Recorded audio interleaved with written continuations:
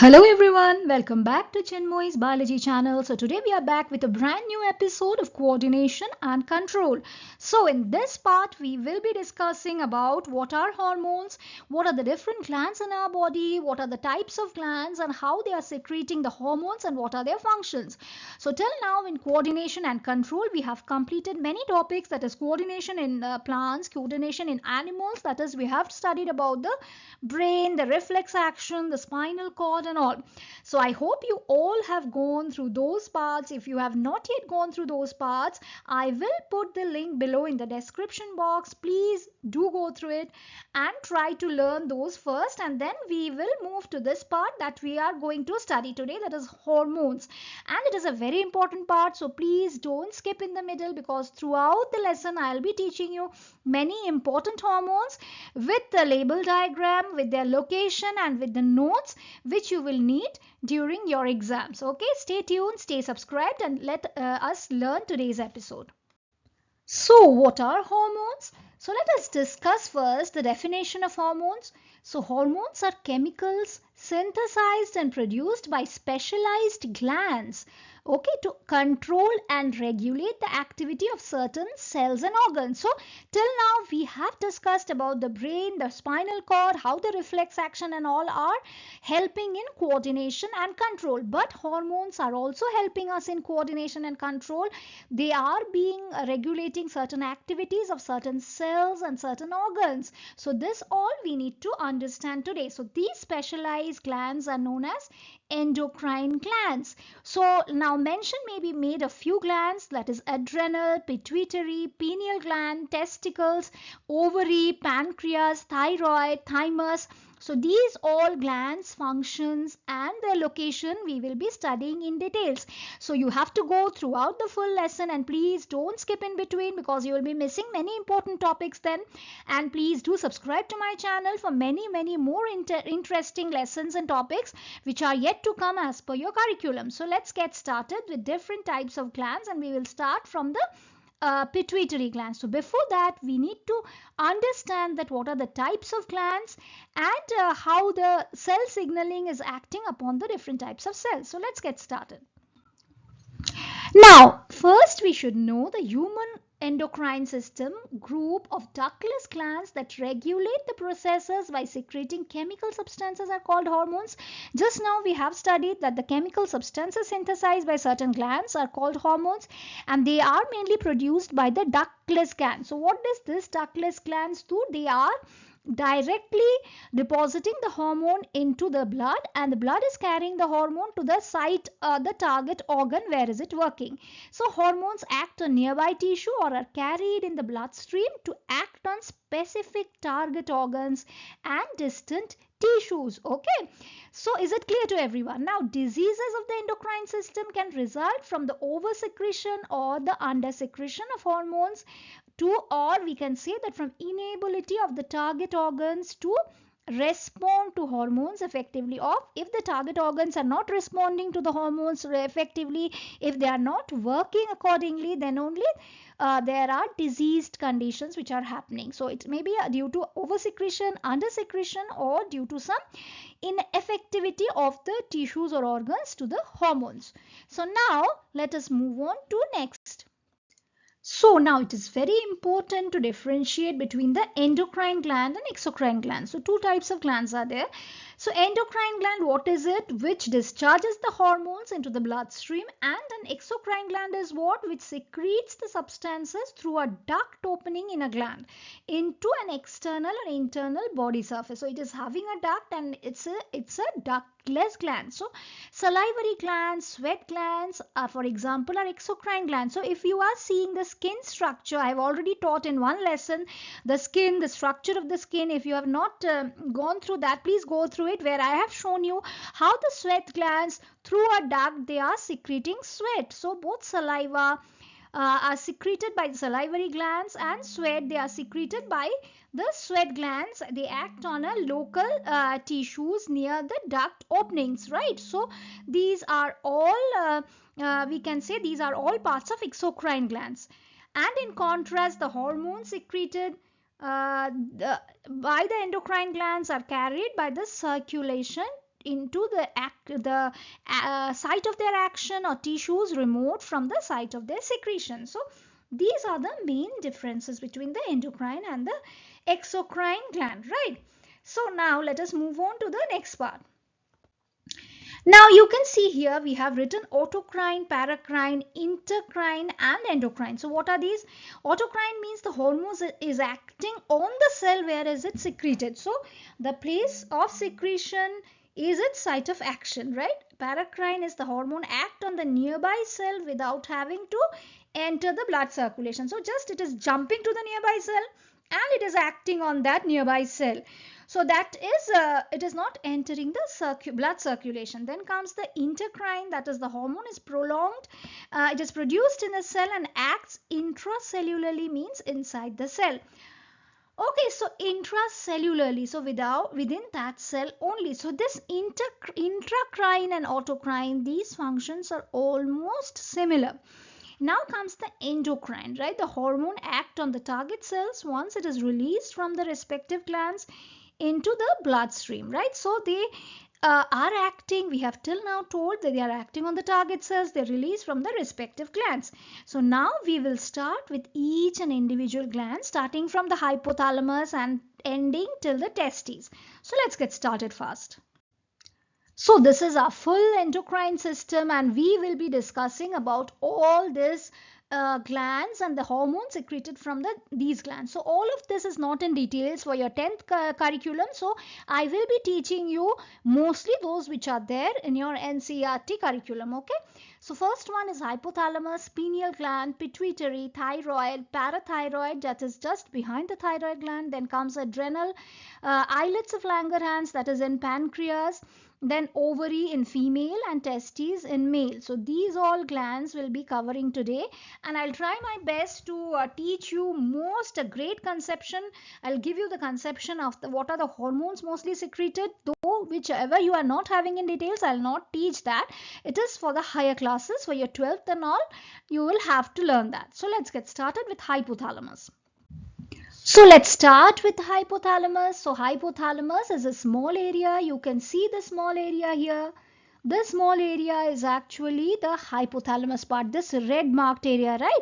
So it is the center of the brain, and that plays a crucial role in maintaining the homeostasis. So what are the main functions of that? It is regulating the heart rate, it is controlling the body temperature, it is managing the hunger, influencing the sleep-wake cycle. So it is a very important gland which is secreting many important hormones and synthesizing and secreting the neurohormones as well. So what are the main hormones under this hypothalamus? There is a full list of hormones under this hypothalamus, but it is beyond your scope. So I won't be discussing about all that in details today, because if I start discussing about that, it will be a huge portion, right? So we should just go through the portions which are there in your NCERT curriculum. So just to mention it, I can tell you that all prolactin, like cortisol releasing hormone, gonadotropin releasing hormone, oxytocin, antidiuretic hormone and all, they are all being released under the influence of hypothalamus, and they are secreted, or we will say that this is the master of the master gland, or the pituitary gland. They are influencing the pituitary to secrete all the important hormones which the pituitary gland is secreting. So now we will move on to the pituitary gland. Now here comes the pituitary gland. So the crucial role of pituitary gland is producing and releasing the hormones that regulate various functions, including growth, metabolism, reproduction, response to stress and trauma, and lactation. So for growth, we can tell that the growth hormone is released. For metabolism, we can tell that it is releasing the adrenocorticotropic hormone, that is for growth. Also we can say thyroid stimulating hormone is very important, which is secreted from the pituitary gland. The gonadotropin hormones for reproduction, that is prolactin, that is we can say that oxytocin, prolactin. Another, that is response to trauma and stress, lactation, that is oxytocin, and all are released by this pituitary gland. And the hypothalamus, what we discussed earlier, is controlling the function of this, all the hormones under this pituitary gland. So these both are, this is the master gland which is secreting the functions of all the hormones in all other parts of the body, which in turn is being governed by the hypothalamus. It is again the master of this master gland. So they are only controlling all the hormones in the body part which we are going to learn today. So where is it located? Just let us see where is this pituitary located. So this is the pituitary gland. This small pink one is the pituitary gland. So it is playing a very crucial role by producing and releasing hormones that are regulating various functions. So these are the main functions which are being controlled by pituitary gland. Now next to pituitary gland, we are here with the pineal gland. It is a very small endocrine gland and it is in the brain that has several important functions. So where is it located? Let us just look at this part of the brain. So this is the pineal gland. This small part is the pineal gland. Okay. So the primary function of pineal gland is to secrete the melatonin. So what is melatonin? A sleep promoting hormone. So nowadays you keep on listening to people who are having sleep problems. They are undergoing insomnia, and also when this melatonin is secreted. So when the environment is dark, when the retina sends impulses to the pineal gland to release melatonin and initiate the sleep cycle. So nowadays you see people are constantly under light. They keep on switching on their mobile. They keep sitting on the laptop. They keep on watching movies. So what is happening?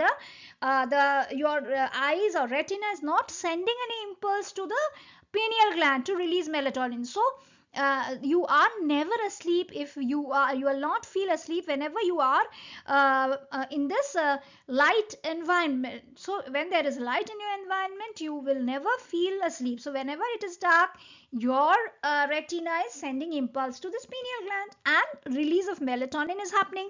So what is this melatonin doing? It is regulating the circadian rhythm or the sleep and awake cycle. It includes feeling tired, wakefulness and all. It is playing a crucial role in several systems, including the cardiovascular system, sexual hormones release as well. It is also controlling signals to all organs. So if you are sleeping well, if your melatonin secretion is good, all the body parts functioning will be good.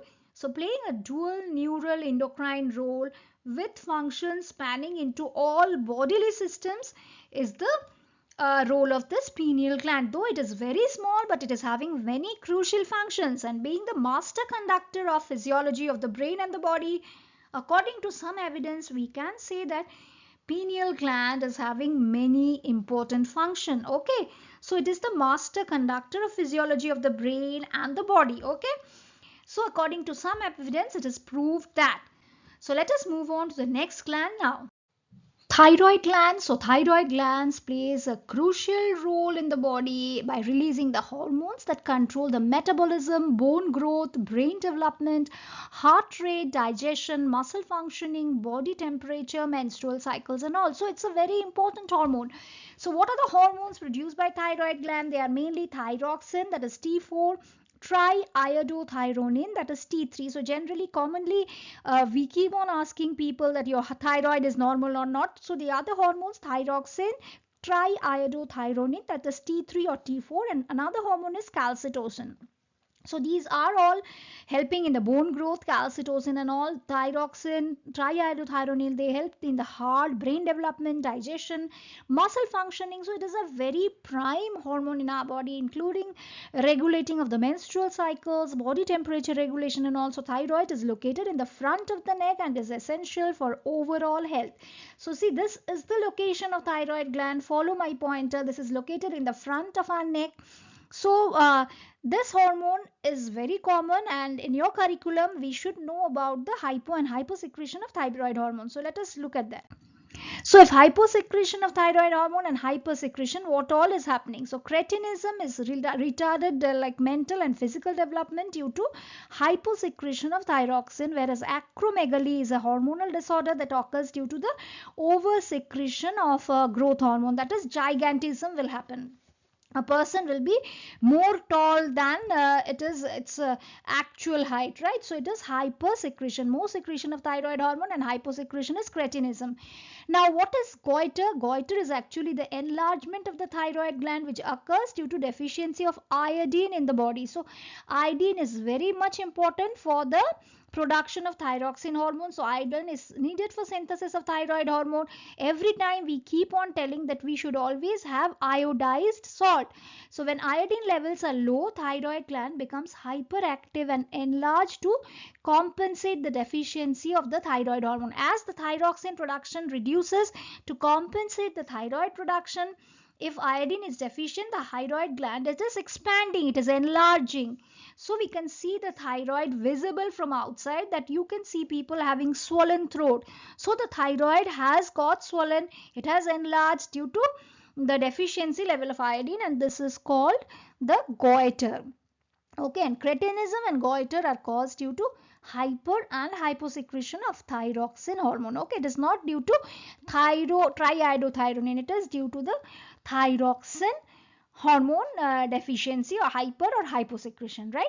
So these are the hypo and hypersecretion of thyroid hormone, but all the hormones hypo and hypersecretion is not in your 10th standard curriculum. In higher classes you will learn that. So next comes after the thyroid hormone is the parathyroid hormone. So these are having the following functions. So this is located, see, you can see just opposite to thyroid gland. If you are in the back side of thyroid gland, there are 4 parathyroid glands like this. They are very small gland producing and releasing the parathyroid hormone, and which tightly controls the levels of calcium in your bloodstream. Okay, so it regulates the calcium, phosphorus, magnesium levels in your blood. It helps in the bone development, strength, density, muscle contractions, kidney, heart function, and nerve cell communication in brain. So these are all the main important functions of the parathyroid hormone, which help mainly in the calcium, phosphorus and magnesium levels in the blood. They help in the bone development, density and strength of the bone, muscle contractions, kidney and heart function, and nerve communication in the brain. So let us move on to the next hormone. Thymus, the next gland. The thymus is a secretory gland which is very important role in the immune function. So we will just see the overall function of the hormone. It is releasing thymosin. Thymosin stimulates and maturation of T cells, which are the derivatives of the white blood cells that circulate in our system. So its main function is the immune function. So it is mainly helping in the immunity of our body. So thymosin, it's stimulating the maturation of the T cells, these T cells and B cells. In higher classes you will be studying, when you are studying in details, the immunology part. Okay, so related to immune system, when you are studying, you will study about these cells which are the derivatives of white blood cells that circulate in our system. So now it is beyond your scope, we will just go through it. What is the location? You can see this is the location of the thymus gland. So these are the thymus gland. This is the right lobe, this is the left lobe, and this is where it is located. Now main important thing is that the thymus gland, it reduces its size as per your age. So when a child is born, its thymus gland is much larger than a 90-year-old person. So that reason is the prime reason when we keep on telling that the old person, they are having less immunity. So the more younger person, like a child of 12 or 13 years age, will have far more immunity than a person of 60 or 70 years of age. So the immunity is less, so it degenerates with the age. So it is we can say that full immune system is dependent on this thymus gland. So adrenal glands, these are the glands which are located just above the kidney. You can see these two which I marked with the red marker are the adrenal glands, and they are two small triangular endocrine glands, one of which is located above each kidney. Okay, so in humans, the adrenal gland, they weigh about 5 grams each, and each gland consists of two parts: the inner medulla part, which produces epinephrine and the norepinephrine, and the outer cortex, which is producing the steroid hormone. So inner part, the medulla part, is secreting epinephrine and norepinephrine, that is, they are also called adrenaline and noradrenaline. and the outer part or the cortex part is producing the steroid hormone. So this adrenal hormone is helping us, adrenaline is helping us to do a fight or flight response. So it is increasing the blood circulation in our cells when we are in a situation of fear situation, when a dog is chasing us. So we should just think that it is a fear in our mind that a dog is chasing us, we should fight or we should fly. So it is a fight or flight response it will give to us. So this is very important. This is due to this adrenaline hormone we are getting this fight or flight. So the two different parts of the embryological origin, structure and functions. So the adrenal glands, they vary in size, shape and nerve supply in other animal species. Okay, so in humans it is like this, but in animal species they vary. So in some vertebrates, the cells of the two parts are interspersed to varying degrees. They are interspersed to various degrees as well in different other animals. Now, Addison's disease is a disease which is caused by the less secretion of this adrenal glands hormone, and Cushing syndrome is a disease which is caused by the hypersecretion or more secretion of this gland. So these two diseases in details in higher classes you will be studying, but not in your curriculum in 10th CBSE. Now, pancreas is also a very important gland in our body. So pancreas, it is a compound gland that discharges the digestive enzymes. Okay, so they are releasing the digestive enzymes into the gut and secretes the hormone insulin as well as glucagon, right? And we can say that vital is in this carbohydrate metabolism because it is converting the glucose to glycogen.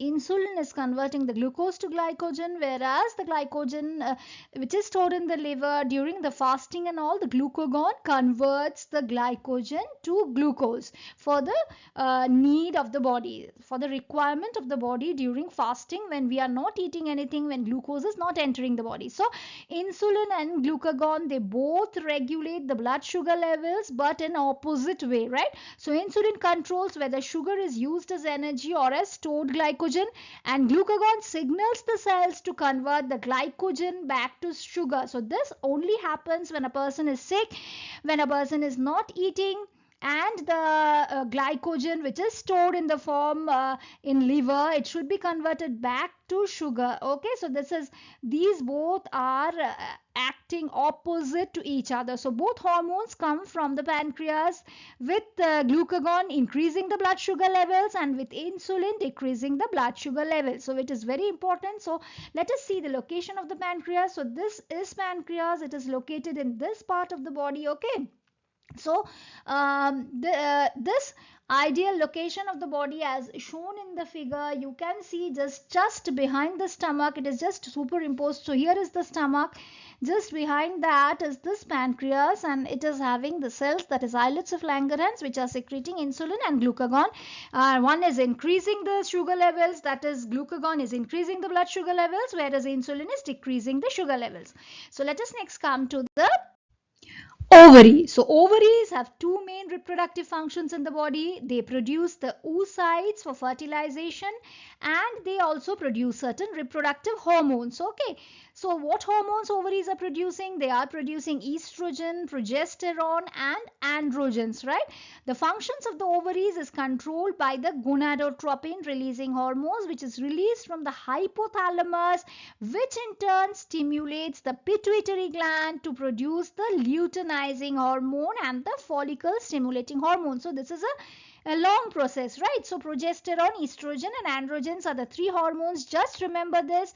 They are helping the ovaries to form the ovum and all during the follicle maturation, during the menstrual cycle, during the pregnancy. These hormones are acting as a main hormone. So the hormones which are carried into the bloodstream to the ovary to regulate the menstrual cycle. So if there is a problem in these hormones, there will be a delay in menstrual cycle, or there will be no menstrual cycle, as during pregnancy we have seen that for those 9 months no menstrual cycle is there because of the progesterone level is high, and if it should hold back the menstrual cycle. So this you will be learning in higher classes in more details, what is the process of implantation, fertilization, parturition, the role of hormones. But for your 10th standard, you just remember estrogen, progesterone and androgens are the main hormones, and they are being controlled by the hormones of the hypothalamus, which in turn stimulate pituitary gland to produce the luteinizing hormone and follicle stimulating hormones, which are very much important in the development of the follicles, which are matured in during the menstrual cycle, right? You, if you don't remember the menstrual cycle full, how these things are happening and all, please do go through the video which I have posted on menstrual cycle and phases of menstrual cycle. I'll refer to the link given in the I box above. Just go through it and refer to the full details of this menstrual cycle. Next comes the testes. So testes in animals, these are the organs which produce the sperm, the male reproductive cell, and the androgens are the male hormones, that is testosterone.